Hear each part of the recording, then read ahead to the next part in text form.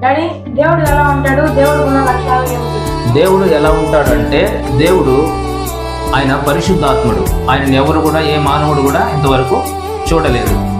ఆయన పలానా రూపంలో ఉన్నాడని ఏ మానవునికి కూడా తెలియదు. కాబట్టి ఆయన యొక్క గుణ లక్షణాలు ఏమిటంటే, దేవుడు అంటేనే పరిశుద్ధతలో మహనీయుడు. ఆయన స్తుతి కీర్తనలు బట్టి పూజనీయుడు. కాబట్టి దేవుడు అంటే మానవులు తప్పిదములు చేసినప్పుడు హెచ్చరించేవాడు దేవుడు. ఒక వ్యక్తి పాపం చేస్తుంటే, అంటే వ్యభిచారం చేస్తుంటే, ఆ వ్యక్తిని హెచ్చరించి సరైన మార్గంలో నడిపించేవాడు దేవుడు.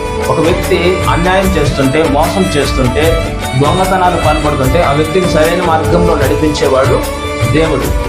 కాబట్టి అలాంటి దేవుడు ఎవరైనా ఉన్నారంటే, సర్వలోకాన్ని సృష్టించిన సృష్టికర్త అయిన దేవుడు, నజరేయుడగు యేసుక్రీస్తు ప్రభువారు. ఆయన అంటాడు, నాలో పాపం ఉన్నదని ఎవరైనా నిరూపించగలరా?